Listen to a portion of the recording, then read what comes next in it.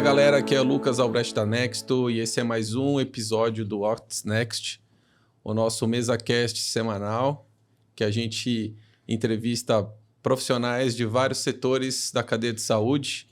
E hoje o nosso convidado é nada mais, nada menos que Luiz Natel, está aqui com a gente hoje. Obrigado, Natel, pela presença. Foi uma honra estar aqui contigo. Uma honra estar contigo no outro episódio que a gente tentou gravar online, mas que não deu certo. E agora a gente está aqui juntos para de fato falar no estúdio de uma forma um pouco mais profissional. Só para fazer uma breve intro aqui, pessoal. O Luiz Natel é um executivo de carreira, tendo passado por diversos setores.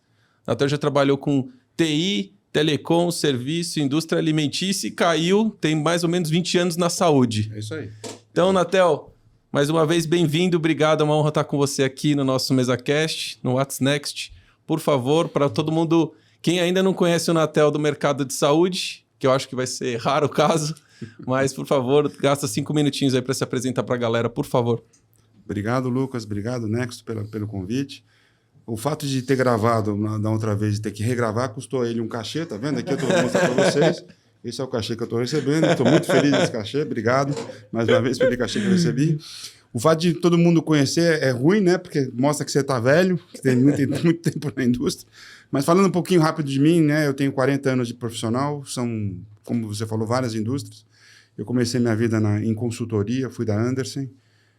Tive na Pepsi Cola, tive na Divio, tive na Birman. Trabalhei fora do país 5 anos. Voltei. E entrei na saúde em 2003, na Intermédica. Fui executivo da Intermédica, na época de que era uma empresa de dono. Fiquei lá. Depois fui para uma empresa menorzinha chamada URP, que era um laboratório de radiologia. Vendemos para o Fleury. Em 2008, entrei no Einstein. No Einstein, tive a oportunidade, junto com outros colegas, de fundarmos a Abramed, que é a Associação Brasileira de Medicina Diagnóstica, né? Nesse período também fui conselheiro da Intermédica, voltei para a Intermédica como conselheiro, saí do Einstein, entrei na Oncoclínicas, levamos a Oncoclínicas a fazer o IPO e hoje estou aí num período sabático de 1 ano para eventualmente voltar para a indústria de saúde, que é aquilo que eu sempre digo, a indústria de saúde é uma indústria muito difícil, mas quando a mosquinha pica e você gosta, é difícil você sair, né? É apaixonante. Então, porque você efetivamente pode eventualmente mudar a vida das pessoas. Sim. Então, é gostoso estar nesse setor. Muito obrigado pelo convite. Tamo junto. E até para, acho que a gente começar aqui, quebrando um pouco do gelo, começa contando para a gente um pouco da diferença. Você teve a perspectiva de trabalhar em várias indústrias diferentes, como você comentou, e os últimos 20 anos aproximadamente, você se dedicou ao mercado de saúde e falou, cara, realmente é um mercado apaixonante. Mas é um mercado difícil. Muito. É complexo, é um mercado que exige urgência o tempo todo. Dá um pouquinho de perspectiva para a galera que está ouvindo aí. Qual a diferença principal que tem que estar na cabeça do executivo quando ele está num outro setor e quando ele vai para a saúde? O que tem que mudar? Qual que é o mind shift aí que tem que acontecer? A saúde, a primeira coisa, para você se dar bem na saúde, você tem que ser uma pessoa inconformada, é o que eu sempre falo, né? Você tem que levantar inconformado. Porque você tem que estar ciente de que alguém depende daquilo que você está fazendo. Não importa se você é executivo, médico, enfermeiro, técnico, não importa qual a posição que você tenha na saúde. Tem alguém precisando de você, né? E aquele alguém está precisando de você e, eventualmente, pode custar a vida daquela pessoa. Esse é o risco que você tem na saúde. Não é simplesmente um papel que você rasga, um projeto que você perde. Uhum. É uma vida que você perde. Então, você tem que estar inconformado. E você sente isto na pele quando é alguém da sua família. Então, você tem que estar sempre pensando o seguinte, tem alguém da minha família precisando de mim. Nem que essa pessoa não seja da sua família. Este é o espírito que você tem que ter na saúde. É tudo para ontem. É tudo não tem o amanhã. Né? Então, se a pessoa tiver esta característica, esta cabeça, você é um médico todo dia. Porque essa é a cabeça do médico. O médico é um sujeito que foi treinado, doutrinado para salvar vidas, para cuidar de pessoas, para gostar de pessoas. Então, para você estar na saúde e ter sucesso na saúde, você precisa ter um pouquinho deste médico, né? Em você, para você estar bem. Eu costumo dizer, eu estava falando com o Rodrigo um pouquinho antes da gente começar, de que uma das coisas que a gente vê hoje no setor de saúde, a gente vê um monte de empresas de saúde perdendo valor, porque a entrada do mercado financeiro na saúde tem essa dicotomia, né? O mercado financeiro é tudo para agora. O resultado é para agora. Sim. A saúde, você tem que ter centro de urgência no tratar das pessoas. Mas o tratar, eventualmente, dura algum tempo. Então, a saúde é um mercado de médio e longo prazo. O tratamento das pessoas é de médio e longo prazo. Né? E o setor financeiro quer todo o resultado para agora. Verdade. E essa dicotomia você acaba, eventualmente, tirando o valor e o propósito das empresas. Então, esse é um pouquinho para quem quiser entrar em saúde, tem que ter essa sensibilidade, senão vai se dar mal. Animal. E eu acho que a gente percebeu um pouco disso também, reservadas as proporções, evidentemente. A gente, como companhia, a gente começou na área de TI e Telecom. Então, a gente desenvolvia software para missão crítica e grandes data centers. E aí, também na história de empreender, pivota aqui, pivota ali, a gente tem mais ou menos 4 anos que a gente está 100% focado, com a cabeça 100% dentro da saúde. E a gente falou, cara, um caminho sem volta para a gente. E a gente sentiu isso, né? Então, a gente percebeu que a gente precisava não só mudar a nossa cabeça, mas mudar um monte de coisas, processo, perfil de gente que a gente estava contratando. E realmente essa questão do senso de urgência, o nível de qualidade, a exigência são muito maiores na saúde. Você está falando que do outro lado tem um ser humano que está precisando da tua ajuda e teu processo está interferindo em todo o fundo de... quer dizer, a tua tecnologia está influenciando um monte de processos de suporte ao cuidado que se você falhar ali, você tem uma chance só. É isso aí. Lucas, você falou do mercado de telecom, né? Eu me lembro que eu tomei um susto quando entrei em saúde, eu vinha de telecom, né? E telecom, me lembro que o SLA, né, o Service Level Agreement, que você fazia com os você, como prestador, fechava com as carriers, era de 99 e tinha 5 novos depois da vírgula, né? Esse era você podia ficar 0,001% do tempo fora do ar, né, com o seu link, contratualmente, que isso estava você tinha esse direito de. Quando eu entrei na saúde, fui assinar um contrato de manutenção de um equipamento de alto custo, e aí fui ver lá, o SLA era de 99,96%. 0,4 vezes 365 dias no ano, dá 12 dias por ano. E o cara veio lá e falou, não, mas nós somos super eficientes. Você está de brincadeira. Quer dizer que 12 dias no ano, a tua máquina pode falhar. Aí o cara falou, pode, mas isso acontece. Eu falei, a pergunta que eu fiz para o cara foi muito simples. Imagina que a tua filha está na máquina e ela falha, e ela precisa daquele exame naquele dia para eventualmente fazer uma cirurgia ou salvar a vida dela. Você vai falar exatamente, lividamente, como você falou agora para mim. Essa a postura. Não, se fosse minha filha, não. Pois é. Eu tenho filha de gente todo dia na máquina. Eu não posso ter essa tranquilidade que você teve de aceitar um contrato desse. Sim. Né? Então, é esse inconformismo que eu falo, é essa diferença que o setor de saúde traz e que as pessoas precisam ter. Cara, eu acho que é incrível colocar essa perspectiva, porque eu acho que tem muita gente... e a gente está conversando isso também em outros episódios aqui no What's Next, a gente trouxe outras lideranças aqui, a gente debateu justamente isso. Tem muitas pessoas vindo de outros mercados para dentro da saúde. E aí eu acho que a tua transição já tem bastante tempo, mas agora isso tem se intensificado em algumas redes, principalmente redes privadas de capital aberto, estão fazendo esse movimento para tentar dar um choque de realidade, tentar mexer processo, desafiar o status quo, etc. Mas esse pessoal vem com uma cabeça diferente. E aí a gente está vendo muitos choques acontecendo, né? Então eu acho que isso, de uma forma geral, traz um dos tópicos que eu tinha colocado para a gente conversar um pouco aqui, que tem a ver com essa mudança do nível de governança na saúde, né? Então, você falou que quando você começou a trabalhar na Intermédica, era uma empresa de dono, e hoje a Intermédica é uma empresa de capital aberto, tendo protagonizado uma das principais fusões do mercado de saúde do país, junto com a Apvida. E hoje ela está muito diferente do que o contexto quando você começou lá, né? Assim, do que você está observando, essa mudança de governança também, entre você ter uma gestão que antes era com base muito na intuição, com muito ouvido ao prestígio médico histórico. Como é que isso está sendo quebrado e quanto isso é importante para a gente colocar melhores modelos de gestão e governança nas empresas de saúde daqui para frente? Você vê, esse exemplo da Intermédica, para mim, é clássico, né? Eu, particularmente, apesar das empresas terem se juntado, ter sido feita a fusão, eu acho que as culturas são muito diferentes. Eu sou muito cético de que isso vai dar certo. particularmente, né? Porque elas têm modelos de gestão públicos diferentes. Eu acho particularmente que a cultura da Rap Vida para cá, ela não vai funcionar, né? Assim como, eventualmente, o custo de tratamento que a Intermédica tem não funciona para cima. Né? Porque são modelos diferentes. Agora, a Intermédica mudou muito na gestão profissional, e aí você veja que a Intermédica ganhou muito valor pós ser empresa de dono, porque o dono anterior ele tinha uma cultura muito de custo.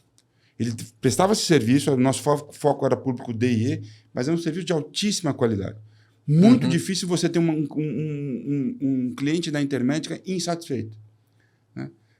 A Intermédica se especializou em tratar o público D e E, principalmente do varejo. Você imagina a caixa de supermercado, empacotador de supermercado. Ela criou este expertise. E tinha uma excelência, e tem uma excelência ainda muito grande. O que a Intermédica era falha e a gestão nova veio foi na parte comercial. Então, como ela já tinha uma gestão de custo importante e ganhou comercialmente, ela explodiu. Ela ganhou muito valor. Então, esta característica no mercado de saúde falta um pouco. Porque o mercado de saúde ele nasceu lá atrás, nos anos 70, principalmente os planos de saúde vieram com as empresas americanas para o Brasil, né? Porque era uma coisa de sindicato. Né? Os planos vieram por causa disso. Era um negócio que o funcionário queria ter. O funcionário principalmente das montadoras. Né? E eles foram criados em cima de médicos. Os médicos criaram seus planos de saúde, eram empresas de médicos. E o médico estava acostumado a prestar serviço, não a vender.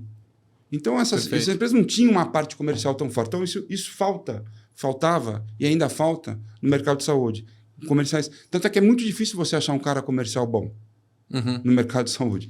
Porque essa cultura da venda não se tinha muito. Então, hoje, quando você fez isso na Intermédica, por exemplo, você vê como a empresa explodiu. Então, esta parte comercial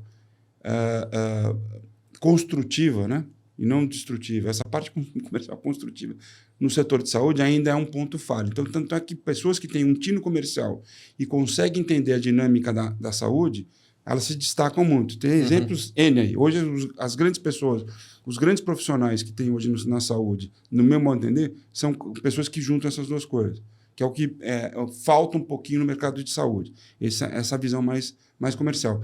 Por outro lado, o cara que vem de um outro setor, que só comercial, sem ter esse tino do servir, do foco no paciente, de fato, não daqui para fora. Né? Porque muita gente tem foco no paciente, põe na bolinha lá no mandala, agora hoje virou, né? Mandala todo mundo tem, né? E põe lá no meio o paciente. Tá bom. Né? A mandalinha. Mandalinha. Então é isso. Não, muito bom, cara, muito bom. E eu acho que você trouxe esse ponto importante sobre essa perspectiva da parte comercial, né? Quer dizer,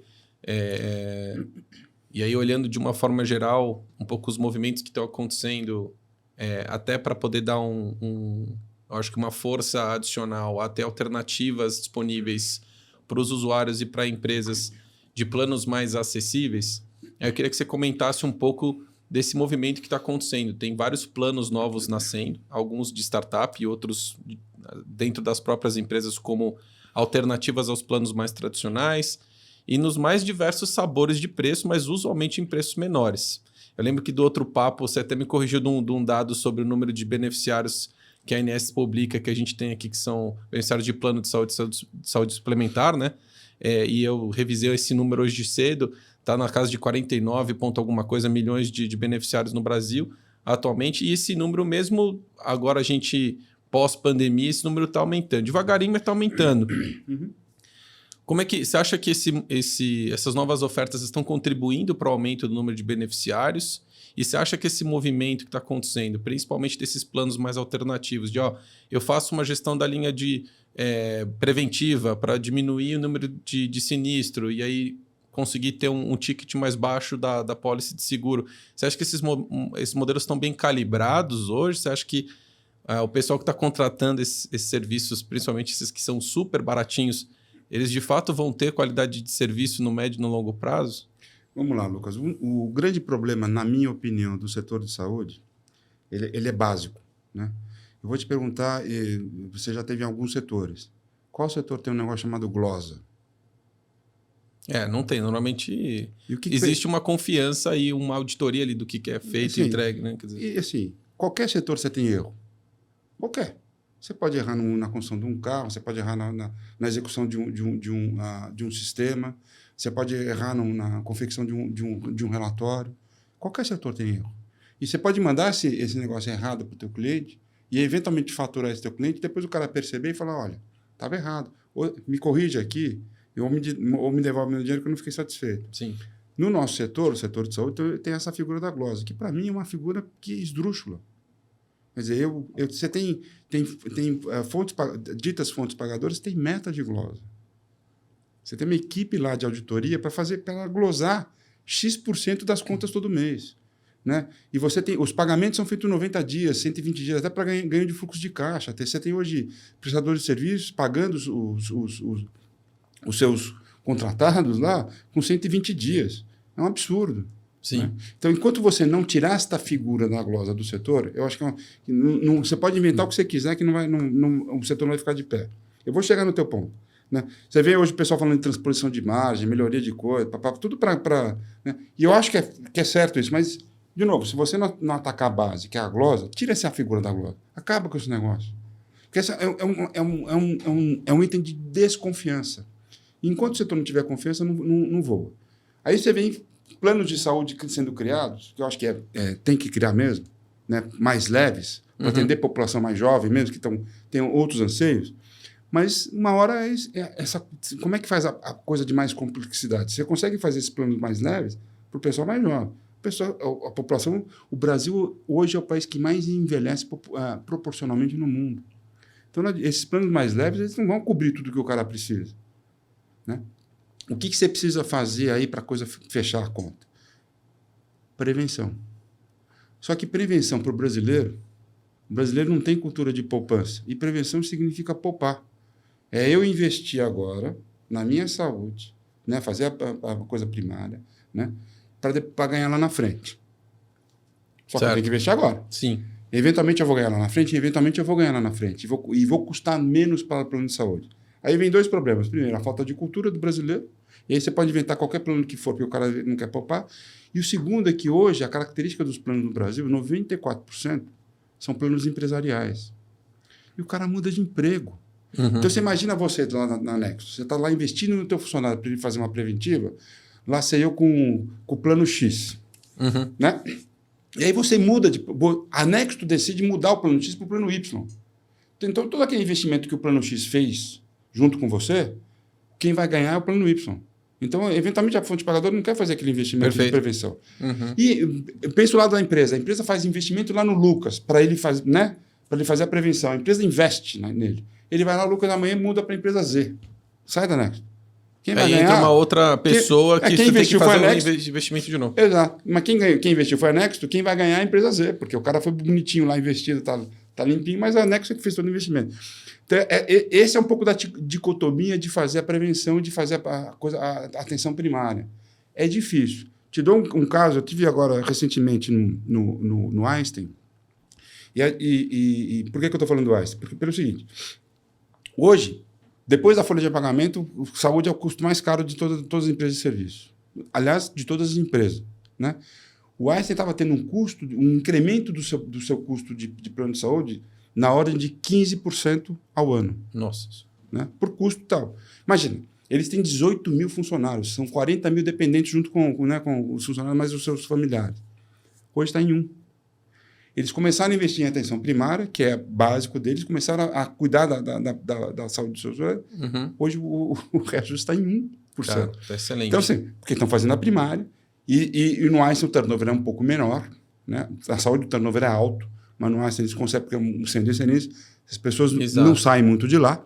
Então, você chegou no Einstein, que você está na meca da saúde do país, então ali sai. Também dali você não vai para muito outro lugar. Né? Quer dizer, então vale a pena para a entidade investir e fazer esse cuidado do seu funcionário. E isso traz resultado. Mas é difícil você dar este passo né, para fazer esse investimento. Então, a hora que você fala de planos novos vindo aí, se eles não fizerem atenção primária e não investirem nessa coisa e não comprarem isso, uma hora a conta vai chegar e vão ficar igual os planos mais velhos. Não tem jeito. Aí começa a consolidar, junta um com o outro. Aí, a hora que você consolida, você não traz o melhor de todos, você traz o pior, você consolida o pior de tudo. Né? Então, se não atacar o básico, não adianta. E eu entendo que também tem um pouco efeito ovo-galinha aí também, né? Que é aquele negócio assim, se todas as empresas, que é uma questão de cultura que você colocou, que molda o comportamento e as decisões dos gestores, assim, se a gente não começa a fazer esse investimento, eu entendo que investir na saúde do meu colaborador é fundamental e eu preciso fazer isso, e se todo mundo fizer, mais rapidamente a gente chega num estágio que se o funcionário sair da empresa ou se ele trocar de plano, ele vai para uma outra empresa e chega um para mim que também foi investido por uma outra empresa. Perfeito. Mas como é um movimento que precisa acontecer, aquele negócio, o que vem primeiro, né? Primeiro? Os caras chegam bem e depois eu invisto, ou o contrário, ou eu tenho que investir primeiro. E normalmente você tem que fazer o investimento primeiro, né? Quer dizer... E aí volta ao que eu te falei logo no começo aqui do nosso bate-papo, né? A figura da glosa. Como é um mercado arisco e tem muita desconfiança, ninguém confia no outro. Sim. Então, fazer um negócio de investimento primário, não importa se o outro vai ganhar, mas a indústria toda, no médio e longo prazo vai ganhar, ninguém faz. Esse é um mercado que tem essa dificuldade, dessa mudança de comportamental. É incrível, mas é verdade. Né? E deveria o exemplo vir do mercado de saúde, como fez o Einstein agora. Investiu no seu próprio funcionário e tem um ganho claro. Porque ele sabe fazer o melhor do essencial para o mundo afora. Por que não fazer para a sua própria casa? E eles viram que isso dá resultado. Não só você reduz custos, mas como você melhorou a qualidade dos seus funcionários, de vida das pessoas, a saúde deles e, obviamente, a produtividade. Então, eu tenho certeza que a produtividade... O Einstein é uma empresa que só cresce. E cresce com qualidade. Né? Então, é nítido que se você investir na primária e na prevenção, isso tem um ganho. Mas tem que investir na frente. E tem que ter paciência. Perfeito, cara, excelente. Aí eu até queria tocar num ponto que a gente está falando bastante sobre gestão, a gente falou sobre modelo comercial, modelo de saúde, e eu acho que um dos pontos que eu queria também pegar um pouco da tua perspectiva, porque eu acho que ajuda muito a galera a entender um pouco quem teve lá na operação de diversas instituições de saúde diferentes, e você tem uma visão evidentemente privilegiada em relação aos modelos de operação. Cara, a gente tem uma saúde no Brasil que hoje, basicamente, 20% de todo o recurso investido, seja de tempo humano, seja de real investido, etc., vai por algum ralo de desperdício. Uhum. Então, a gente é um dos maiores mercados de saúde globais, mas, ao mesmo tempo, a gente é um dos lanternas do ponto de vista de eficiência e produtividade. Óbvio que não tem resposta fácil para isso, não é um item só, ou dois, ou três. Mas, na tua opinião, tentando focalizar ali, por que a gente é tão ruim? Assim, o que você acha que... Eu entendo essa parte da figura da glosa, da questão da desconfiança do mercado, mas onde a gente precisa melhorar e onde a gente, como gestor, falhou ao longo desses anos todos para construir uma saúde mais eficiente, que pudesse usar o recurso de uma forma mais produtiva e resolvesse um dos grandes gargalos que a gente tem, que é acesso. Tem muita gente que não consegue acessar a porta de entrada do sistema de saúde no Brasil e a gente pega 20% e joga no lixo. Bom, educação. Né? Você evita desperdício treinando as pessoas, educando as pessoas e colocando os incentivos corretos na mesa. Vou dar um exemplo do mercado que eu tive há pouco tempo atrás. Como você sabe, eu saí do mercado de oncologia recentemente. Oncologia, até pouco tempo, e ainda em alguns centros, o médico ainda recebe por prescrição. Tá? Isso é um incentivo perverso. Não estou dizendo que o médico é um cara ruim, mas ele tem um incentivo perverso. Porque se ele recebe por prescrição, na hora que ele vai tem lá, eventualmente, 2 medicamentos que têm o mesmo efeito, um custa 10, outro custa 100. A tendência natural do ser humano é prescrever o que custa 100. Se o efeito é o mesmo, por que eu vou deixar de ganhar mais dinheiro?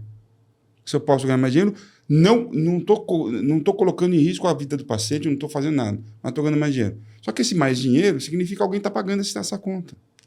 E isso é um desperdício. Se você podia jogar o 10, por que jogou o 100? Você tem um outro caso, vou te dizer assim, a falta de informação no setor é grotesca. Você tem dado para chuchu, o setor é cheio de dados, mas não tem informação, ninguém transforma aquele dado em informação. Aí você não consegue evoluir. Vou te dar um exemplo simples. Até pouco tempo atrás, eu não sei como é, estou fora do detalhe da imagem, né, do setor de radiologia, mas até pouco tempo atrás ninguém queria fazer raio-x. E continua ninguém querendo fazer raio-x. Né? Só que, por quê? Porque tem uma tal de ressonância magnética que dá muito mais dinheiro, né? Tá certo? Por que eu vou fazer o raio-x? E aí o que aconteceu? Aí veio a história do ovo da galinha. Eu deixei de investir em equipamentos de raio-x, eu, né, prestador de serviço, e comecei a investir em equipamento de ressonância magnética. Legal? Ressonância magnética custa no mínimo 3 vezes mais que um raio-x. 70% dos exames de ressonância magnética no Brasil são de músculo esquelético, dos quais, vou te chutar, metade poderiam ser resolvidos no bom e velho raio-x, se você tivesse um raio-x digital. Raio-x digital, de novo, custa 1/3 do valor da ressonância magnética. Metade dos exames você podia resolver no bom e velho raio-x. Tá certo? Um exame de raio-x custa 1/10 de um exame de ressonância magnética. Talvez. Nas boas casas, custa metade. Então, vamos lá. Eu economizo 1/3 no equipamento, eu economizo metade no exame. Estou jogando desperdício aí. Isso é desperdício, concorda? Claro. Tá?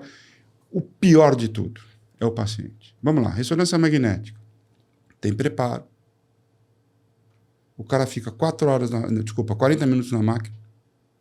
Ele perde uma hora, pelo menos, porque é 40 minutos dentro da máquina. Depois tem que se vestir, porque você tira a roupa, pode ter metal. Tem gente que tem claustrofobia, né? 18, 19% das pessoas têm que tomar anestesia. Então, custo ainda adicional. A anestesia é um exame invasivo, pode dar choque anafilático. Então, aí você tem um risco de morte. Além do desperdício, tem um risco para o paciente. Em muitos casos são contrastados. O contraste é radioativo. Raio-x. Usar raio-x atuais, os digitais, que você ainda usa aquele avental, a radiação é exatamente igual a qualquer outra. Você não tem nenhuma radiação maior do que a outra. Quanto tempo você fica na máquina? 5 minutos. Você precisa marcar? Não. Ressonância, às vezes, você tem 15 dias de espera para a ressonância magnética. Raio-x você não tem espera nenhuma. Então, assim, o desperdício está intrínseco também na cabeça das pessoas. E como é que você muda isso? Né? Colocando os incentivos corretos. O médico não pode ganhar pelo exame que ele prescreve, pelo tamanho da canetada que ele dá. Né? Você tem que ser pela qualidade que ele entrega, pelo reconhecimento do paciente, pela boa prática. Mas você precisa mudar. É difícil. É né? isso. É isso que você tem que fazer. Cara, e a gente estava conversando, um dos papos que a gente teve mais recente foi com o Fábio Patrus, ele foi diretor lá no Sírio-Libanês, e a gente estava falando sobre a equação de valor que o Sírio pratica lá. Então, tem basicamente algumas variáveis que compõem a fórmula de valor para o paciente. Aí entra a pertinência, que é muito do que você falou. É pertinente eu fazer um exame de ressonância magnética sem indicação para um paciente? Isso vai em encontro ao melhor interesse do paciente para o tratamento dele, para o desfecho, etc., para a linha de cuidado? Às vezes não. E às vezes as taxas são assustadoras. Exato. E aí assim, até por uma questão, a gente é uma empresa de tecnologia, né? Quer dizer, que está prestando serviço para o setor de saúde, mas a gente não está na operação. Como é que surgiu esse troço, cara? Alguém falou, não, cara, é como se fosse o variável do vendedor. Vamos tornar o médico um vendedor, vamos colocar um outro nível de incentivo para ele. Quanto mais responsável por acréscimo de faturamento, seja pela droga vendida, seja pelo exame realizado, ele vai ganhar mais. Qual que foi essa lógica? E o que defende ainda essa lógica continuar a ser uma prática tão constante? Lucas, a lógica, assim, a lógica, na verdade, você tem um fator aí. Você tem a indústria farmacêutica, ela é muito poderosa. Sem dúvida. Né? E ela inova muito. Que tem que inovar mesmo. Né? Sejam novas tecnologias, de novos equipamentos, sejam novos medicamentos. Tem muita tecnologia inserida no medicamento. Né? E tem um custo altíssimo para se desenvolver esse troço. Né? E não necessariamente isso tem um ganho na ponta igual para o paciente. Só que esses caras investiram, eles vão tentar fazer com que a tecnologia deles seja utilizada no mercado. E aí você tem os incentivos que acabam, né, congresso pago. Hoje, você tem, com a governança corporativa e com o compliance, você diminui muito esse efeito desses interesses ou incentivos perversos no setor, mas ainda eles acontecem. Sem dúvida. E você tem uma coisa que eu sempre digo o seguinte, os planos de saúde se acostumaram, em vez de discutir o que é melhor para o plano, é discutir tabela. Vou lá na hora de discutir com o meu empresário de serviço, discuto tabela. Vem cá, minha tabela é essa aqui, ponto final. E fica discutindo preço. Fica discutindo preço. E o teu custo não é o preço. E simplificou-se a discussão de custo por preço. Né? E o custo da saúde é muito maior do que o preço. Se você não atacar, de fato, o melhor protocolo, a melhor tecnologia para o paciente de fato, aí você vai ficar nessa discussão de preço. Por isso que eu te falo, o setor tem muito dado e pouca informação. Pouquíssima informação, porque as pessoas não trabalham em informação. Quem trabalha em informação sai na frente. Eu estou ajudando uma dupla de meninos aí que estão querendo. Eles estão com uma ideia nova aí, não são nem startup, estão lá pensando. E eles falam, dentro na saúde, eles estão querendo investir, uma tecnologia que eles estão desenvolvendo dentro da saúde. Eles foram procurar informação do setor. Não tem.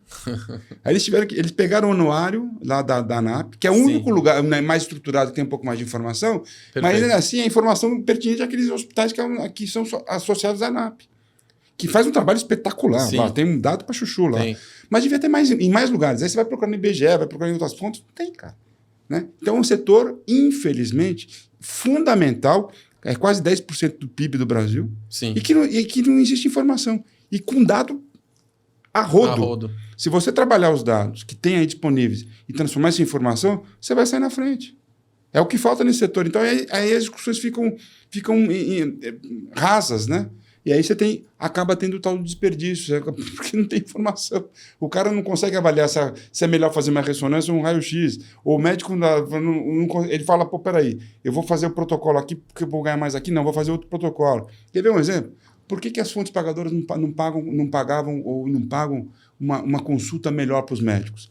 Não pagaram por um certo tempo aí. Então, agora rediscutindo esse troço. O que aconteceu? Uma debandada geral de pacientes para pronto-socorro. Porque o médico falou assim, peraí, se eu não ganho consulta, eu não vou mais atender paciente no fim de semana, à noite, não sei o quê. E aí, o que aconteceu? As pessoas vão para o PA para fazer consulta que não é de PA. Sim. Então estão enchendo o PA e o PA custa mais caro. Lotaram o PA. Descaracterizaram o PA da importância que ele tem. Trouxe um custo mais alto para o setor, porque obviamente o PA custa mais caro, uma consulta no PA é mais caro. Coloca um paciente que não precisava estar lá, num risco que ele não precisava ocorrer, porque o PA é um antro de contaminação. A gente de tudo quanto é jeito lá. Né? Então, veja só como é que são as coisas. Né? Você dá um tiro para tentar diminuir o custo, porque você não trabalha a informação, você tem o dado. Você não trabalha, você espreme do outro lado e o cara foge para o outro lado. Porque, de novo, é um setor muito criativo, né? Tem muita gente inteligente. Mas você tem que usar a inteligência para evitar desperdício, fazer o melhor. E nem sempre é isso. As pessoas às vezes vão pegando os caminhos mais curtos. O problema do caminho mais curto é que uma hora você vai parar numa montanha, bicho. Aí você vai ter que escalar. E aí a escalada é mais difícil, né? Não tem jeito. Sem dúvida. Esse é o problema do setor, na minha opinião. Você tocou num ponto que, para mim, acho que é nevrálgico, assim, que é alinhamento de incentivos, né? E alinhar incentivo é complexo. Porque, normalmente, quando você está alinhando incentivo, às vezes o incentivo de você tem que tomar muito cuidado para isso, mas ele pode atropelar o incentivo do outro. E, no final, você tem um conflito de interesses por conta de incentivos divergentes dentro da própria instituição. E, muitas vezes, eles não estão beneficiando a linha de cuidado, o protocolo, o paciente, e estão agindo em função de outros interesses corporativos que estão ali pelo meio.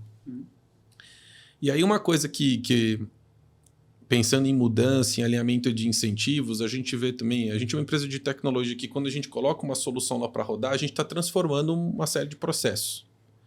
O pessoal fazia de um jeito que foi ensinado na faculdade na década de 70, 80, 90, e essas coisas mudaram. Já tem tecnologia nova, já tem processos que não fazem mais sentido existirem dentro da instituição, eles são humanodependentes, suscetíveis a erros, eles colocam uma série de riscos associados ao tratamento. E tem tecnologia que resolve isso muito mais eficientemente, de forma muito mais barata. Então a gente está falando aí sobre o melhor uso do recurso na saúde. Ganho de eficiência econômica, não necessariamente eficiência financeira, mas eficiência econômica certamente. E um dos desafios que a gente enfrenta sempre, cara, é barreira cultural. E, cara, assim, tentando colocar um pouquinho na base, o que a gente está entendendo aqui sobre cultura é o conjunto de comportamentos que estão ali presentes na instituição e que ninguém precisa ler um papelzinho que está na parede, colado ou pendurado, para entender o que é cultura daquela empresa. Você vê justamente o comportamento daquele time assistencial e você sabe qual que é a cultura que permeia, que é o que todo mundo faz quando ninguém está olhando. Então, a gente vê que muitas vezes existe uma barreira grande. Seja uma barreira por desconhecimento, putz, vai vir uma tecnologia nova, vai roubar o meu emprego. Vai vir uma coisa nova que eu não sei como que eu uso e, nossa, eu posso parecer idiota aqui porque eu não sei lidar bem com esse troço. Né? Que empresa é essa nova que está vindo aqui mexer um pouco no negócio que a gente faz há 20 anos do mesmo jeito? Começar a expor números e dados da minha operação que eu não precisava expor antes e que vão colocar e começar a trazer para a superfície problemas que ninguém via. Então, eu queria trazer um pouquinho, tipo, além dessa parte de alinhamento de incentivos, que eu acho que é um super desafio, e normalmente esses alinhamentos de incentivos são perversos, mas tem uma mudança cultural que eu sinto também que precisa acontecer. E as lideranças estão pressionadas pelo mercado, pela agência reguladora, pelos acionistas, pela equipe, pelo chefe. Cara, como é que o pessoal resolve todas essas pressões e, ao mesmo tempo, trabalha para que a cultura evolua à medida que o mercado está evoluindo e exige que essa organização se transforme? Tem muitas que a gente está vendo que estão ficando no passado e estão lutando para sobreviverem. Qual a tua perspectiva em relação a isso? Vamos lá. Alinhamento de incentivo. O pessoal fala muito do mercado mudar lá o fee for service, fee for value. Eu, particularmente, não acredito. Né? E volta à figura da glosa. Enquanto você não atacar a base, que é a glosa, não, FIFA velho. Você tem um mercado que um desconfia do outro, pô. Então, como é que você vai discutir velho? O único lugar que eu já vi, né, aplicar uma coisa que é um híbrido, né, do que você tem lá do Fee for Service para o Fee for Value é a Unimed de BH, que ela tem um programa hoje que ela bonifica, mais ou menos como a gente faz com o executivo, né? O cara tem um bônus lá em cima das metas que ele atinge. Ela tem 266 itens que ela avalia no prestador de serviço. E uma vez ele atingindo uma certa monta desses itens, ela ganha uma bonificação do ano. E essa bonificação ela tem lá 3 categorias, bronze, prata e ouro. E aí, obviamente, depende de quantos você acerta. Você ganha um bônus em dinheiro, de fato. Né? A empresa ganha por ter atingido aqueles itens. E são itens de qualidade. Tá. Isto eu acredito. Então, isso eu acho que é um passo que você pode dar. E aí, obviamente, o operador de serviço precisa acreditar naquilo que ele está fazendo. Né? A Oncoclínicas, por exemplo, dentro da Unimed BH, nos últimos 3 anos que eu tive lá como gestor junto com a turma lá, a gente foi o único que atingiu o padrão ouro nos 3 anos. Né? Dos 266 itens, nós atingimos 265. Caramba! Só um que a gente não atinge e não vamos atingir porque a gente não concorda com o que a Unimed quer. Não, desculpa, a gente não. A Oncoclínicas não concorda com o que a Unimed quer. E tem essa bonificação de fato. E aí, a hora que você traz o valuation, né, da tabela da Unimed BH com esta bonificação, se torna uma coisa bastante atrativa. Mas você precisa trazer qualidade. Então, esse tipo de incentivo e esse tipo de mudança de cultura, eu acho que é por aí que a coisa vai se conquistar. Com relação à cultura, eu só acredito na mudança da cultura de um jeito. Porque o mercado de saúde tem uma característica muito forte, que é o seguinte: o médico talvez seja o bicho mais inteligente que existe no mundo. No mundo. Você faz faculdade de medicina, quem vai fazer faculdade de medicina sabe que a nota de corte é a mais alta possível. Então, é um cara diferenciado mesmo, né, de inteligência. E ele tem aquela prerrogativa de ter o poder da vida e da morte. Porque ele salva vidas ou não, né? Mas ele está lá com essa prerrogativa. Então, ele mudar a postura dele é muito difícil. Esse mercado era um mercado que a gestão era muito na mão de médicos, como eu falei para você, e tem vindo, está se modificando. Né? Com o advento das startups, o mundo está com startup e tem muita health, né? Tech, health, não sei o quê, tem um monte de startup no setor de saúde. Né? Eu acho que isso tem contribuído para a mudança cultural, porque essa turminha nova que está vindo com ideias novas, muitas com sucesso, outras com não, a Nexus é um caso. Né? Vocês tiram os gestores que estão acostumados com aquele modelo antigo da zona de conforto e fazem eles pensarem. E de uma forma construtiva. Então, acho que essa mudança cultural vai ser muito mais difícil ela vir de dentro para fora, mas ela é muito maior vindo de fora para dentro. A cultura externa impõe uma mudança. Isso, e faz as pessoas pensarem. Né? Então, entra lá uma startup com uma ideia nova, ela muda aquele modus operandi daquele setor específico, e os outros setores começam a olhar também, opa, peraí, será que eu não tenho que mudar alguma coisa aqui? O que eu posso aproveitar do que esse cara trouxe? Deixa eu falar com esse garoto, né, ou essa garota, e ver o que eles estão, como é que eles pensam. Então, eu acho que isso tem sido muito profícuo para o setor, para os dois lados, porque a turminha que inova, né, os inovadores, aprendem, porque é um setor muito maduro, muito inteligente, né, muito diferente, o setor de saúde. Por outro lado, o setor que é mais travado, mais tradicional, mas não é afeito à mudança, é o mais desafeito, no meu modo de entender, a mudança do que qualquer outro setor, que é o de saúde, Sim. por causa dessas características. Com essa entrada dessa turminha de fora, né, tem propiciado essa... Opa, deixa eu ver se não posso melhorar o status quo. Então, você vê iniciativas, como você falou do Círio, com a área de inovação, o Einstein com a área de inovação grande. Então, grandes instituições que eram muito tradicionais, afeitas e trazendo esses pensamentos novos para dentro de casa e, obviamente, mudando a sua cultura e evoluindo. Então, eu acho que essa é a única forma de acontecer.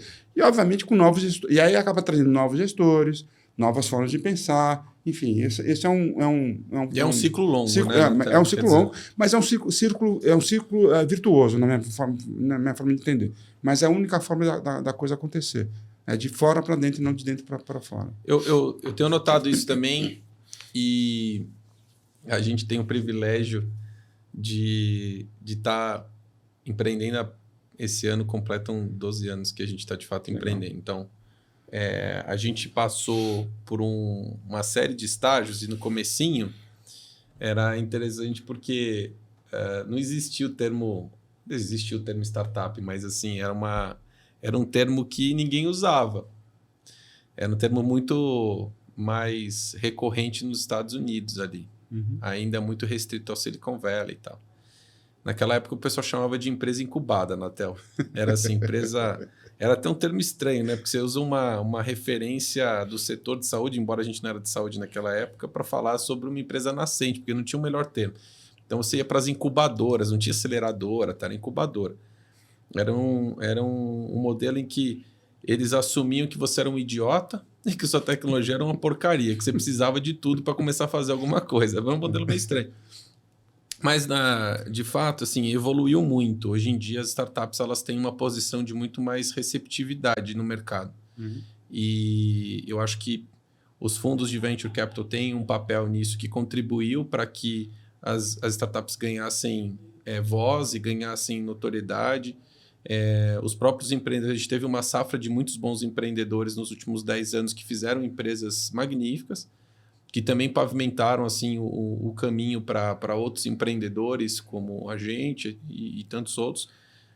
E aí eu acho que assim, todo mundo hoje é meio que inegável que você precisa olhar para fora de casa e ver o que as startups estão aprontando. Porque amanhã ou depois vem alguém com alguma coisa muito diferente, que pode gerar um impacto muito positivo. E se você estiver de fora, você vai ser sempre aquele... correr o risco de sempre ser aquele que está correndo atrás do prejuízo, porque alguém já lá na frente tomou a iniciativa, tomou um pouco mais de risco. Mas aí eu dei toda essa volta para falar dessa palavrinha, risco. Parcerizar, abrir a cabeça, mudar a cultura, abrir espaço para uma área de inovação aberta, por exemplo, dentro da companhia, exige investimento, porque você tem, no mínimo, você tem que colocar um conjunto de pessoas para né, criar os caminhos, abrir as portas. Pessoas que entendam como fazer esse diálogo, porque se você pegar algum gestor tradicional, colocar ele para fazer isso, simplesmente ele não vai conseguir entender, porque ele não entende do outro mundo, então tem que ser uma pessoa que consegue navegar bem nos dois mundos aí para criar essa interface. Mas a gente vê ainda que esse risco, muitas vezes, ele está tão assim, visceral, tá tão epitelial, está assim, tão na pele do setor de saúde ainda, que tudo acontece de uma forma muito lenta.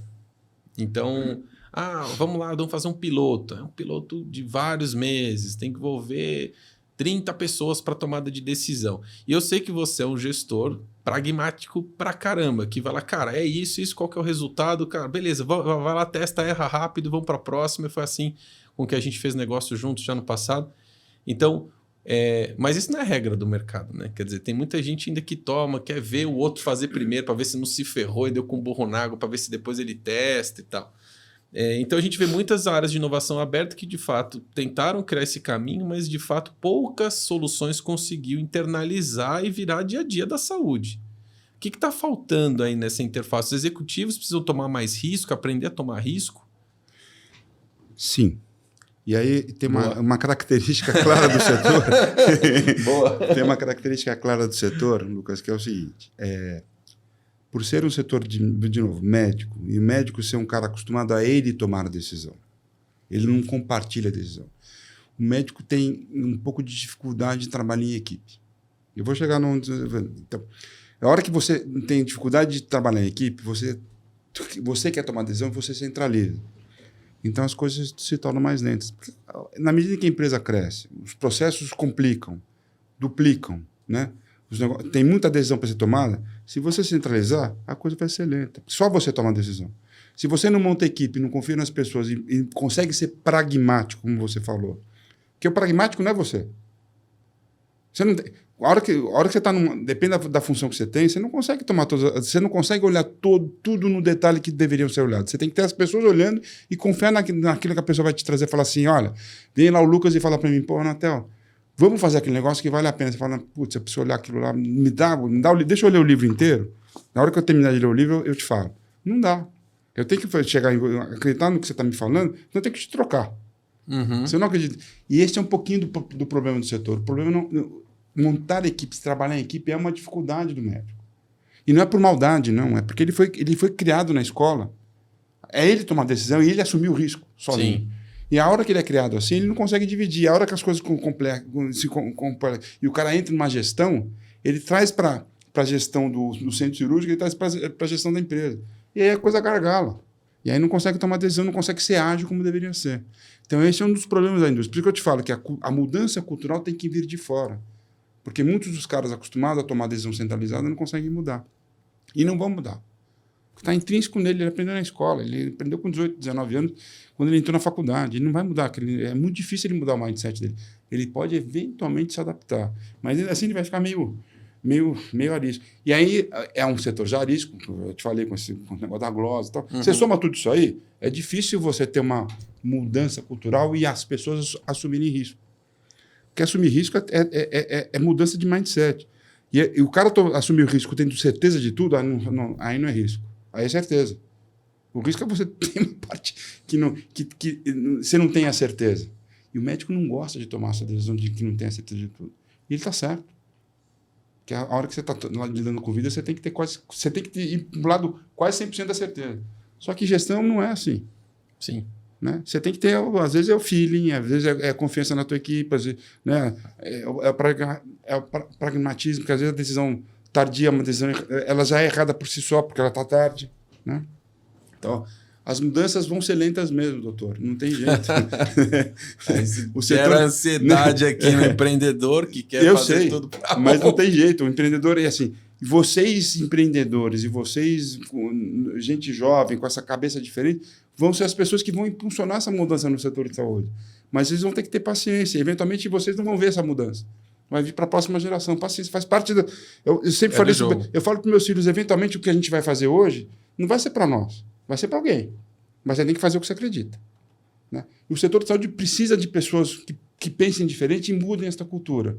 Mas vocês talvez não vejam essa mudança, essa aceleração, essa tomada de decisão mais ágil. Né? Principalmente agora, ainda mais o setor se consolidando, você vai ter um monte de paquiderme aí, né, no setor.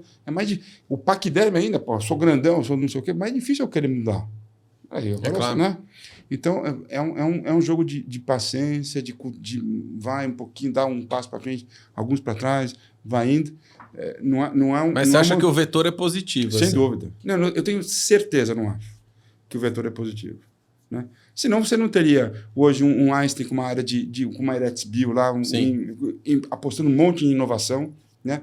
Ontem saiu uma reportagem, acho que foi no Valor, da Mevo, que tem investimentos Sim. lá e eles acompanharam. Sim. Né? Entraram Você novos faz fundos, uma rodada de mais fizeram 45 milhões. 45 milhões, você vê. É. E o Einstein acompanhando, os outros investidores acompanharam, quer dizer, tendo um credo naquele negócio, Sim. naquela garotada lá.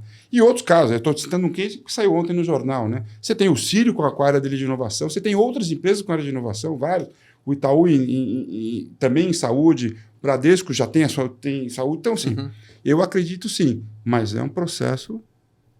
Você pega um Fleury, que até 5 anos atrás era uma empresa de diagnóstico, hoje tem um portal. Sim. Né? Pega uma droga raia, que até pouco tempo era uma farmácia, hoje é um portal, você tem um monte de serviço.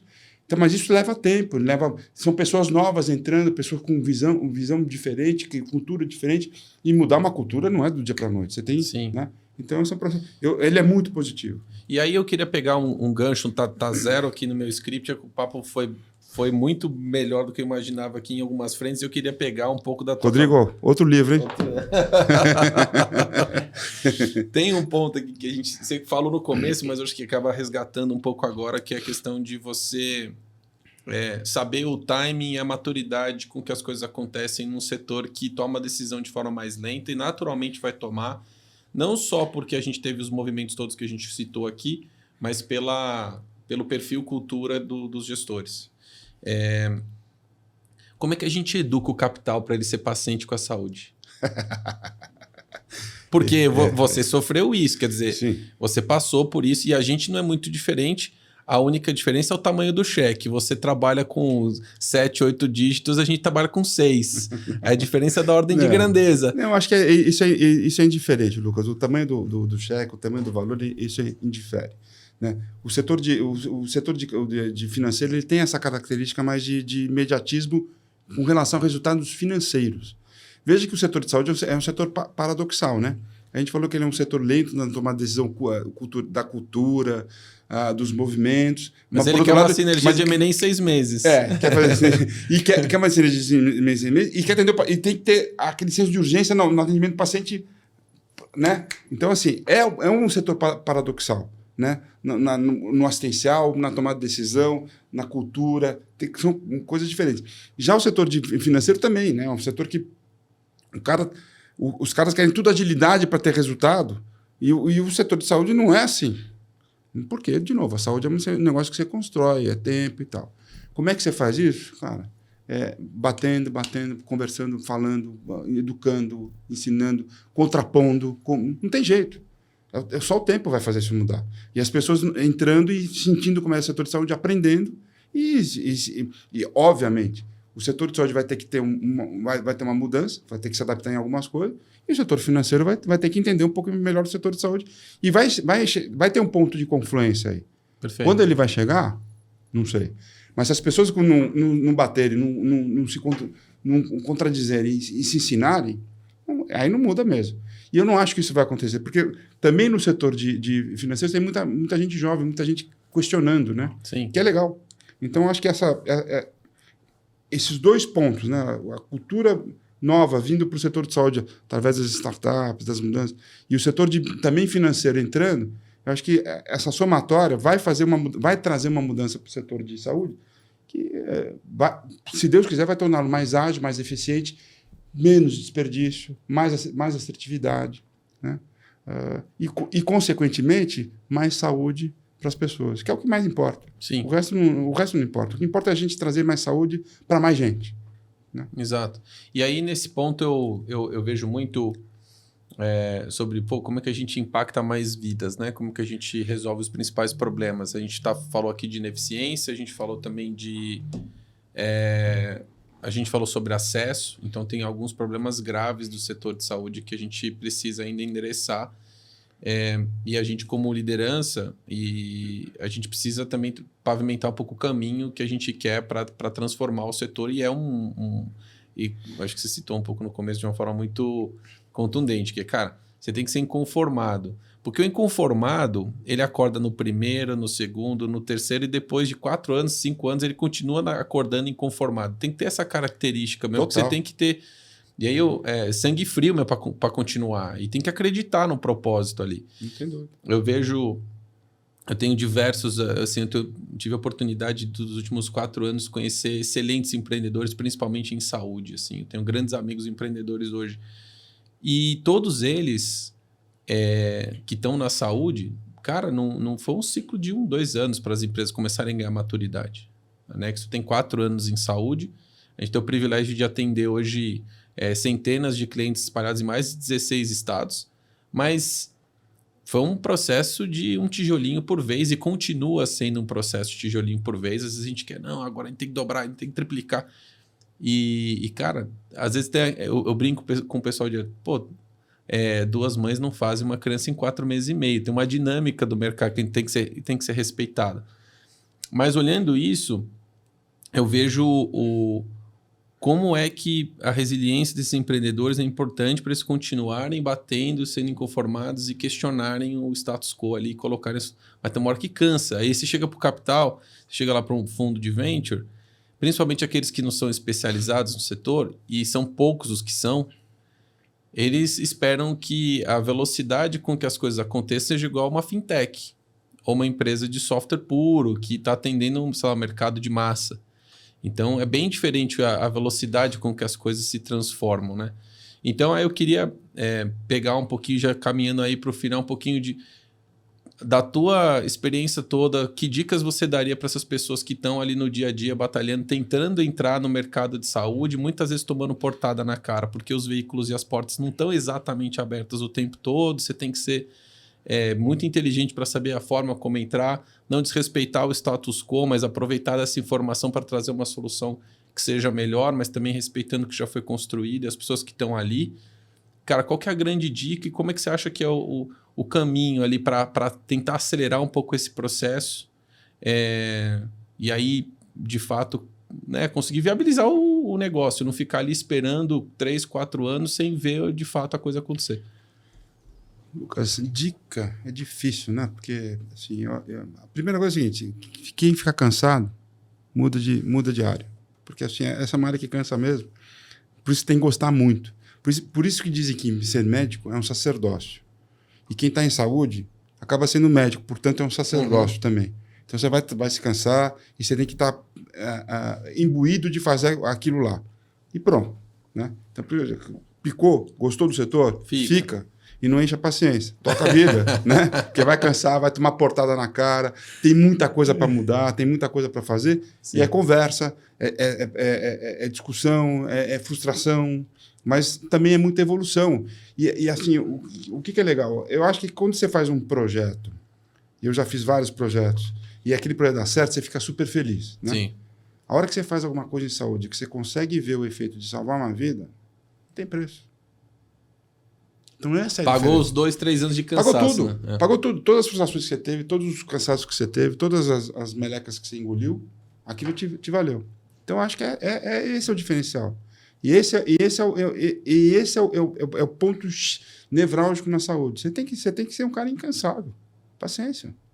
Na hora que você cansar, ou você pede para sair, ou muda de lugar.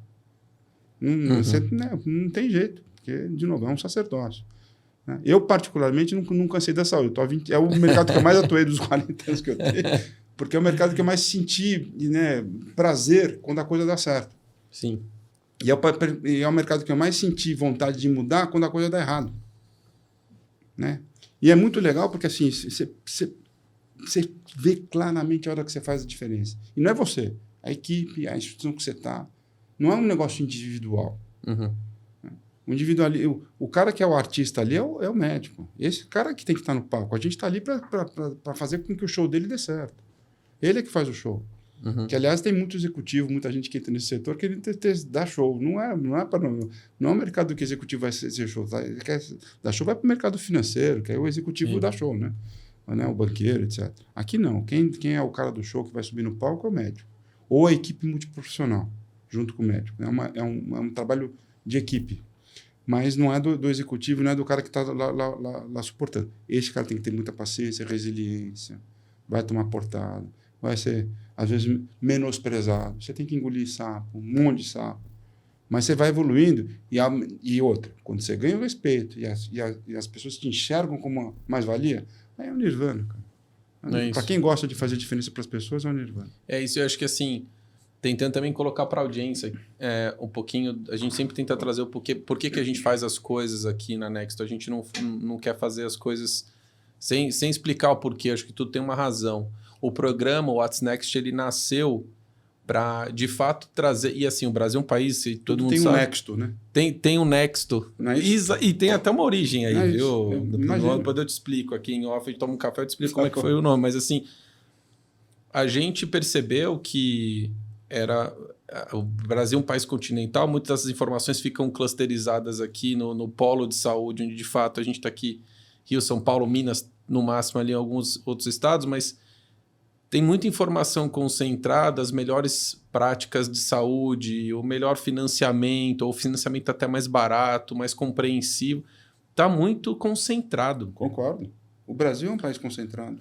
Infelizmente. Extremamente. E aí uma das missões que a gente tem aqui é tentar fazer o nosso papelzinho ali, colocar um tijolinho por dia e assim, criar um pouco uma base de conteúdo, universalizar, capilarizar e trazer mais as informações, a forma de pensar, as condutas das pessoas que estão liderando a saúde, onde a gente está com a elite da saúde do país e conseguir democratizar isso, deixar isso disponível, porque tipo, esse uma hora e pouquinho que às vezes a gente conversa aqui, tá fazendo uma puta diferença na cabeça de alguém que está num outro lugar do Brasil que não tem acesso a esse tipo de conteúdo no dia a dia. Concordo. Tá lá vivendo na operação. Então, esse programa ele tem essa ideia de trazer as pessoas que estão, de fato, ali mexendo os controles dos principais grandes grupos de saúde aí, influenciando, evidentemente, a saúde em nível nacional, para que as pessoas entendam quais são os grandes movimentos. O que eu tenho que prestar atenção? A que pressões eu vou estar sujeito nos próximos anos? Como é que eu me reinvento e me preparo para esse novo momento? Como eu deixo uma escuta mais ativa para... Então, é um pouco desse exercício. E eu acho que o What's Next ele nasceu com essa ideia de provocar e gerar insights para o que vem pela frente. E aí, pensando nisso, queria, para a gente encerrar aqui, te fazer um pedido. Eu queria que você contasse para a galera o que está te animando para o futuro, que coisas que, assim, para os próximos 2 a 5 anos de saúde, o que está te animando, onde você acha que vai vir muita coisa boa, e o que está te desanimando na saúde? Para colocar um pouquinho esse olhar e um pouco de luz no futuro. Na saúde, o que me desanima é a falta de saúde. Então, Boa. Né, buscar a saúde das pessoas e poder contribuir ao que me anima. Então, desanimar é a falta de saúde, então falta de saneamento básico, falta de educação. E educação para as crianças mesmo, escovar os dentes. Pô, esse é o principal, cara. Você imagina que hoje, 40%, 30% das doenças começam na boca. É só escovar os dentes. Você salva um monte de coisa.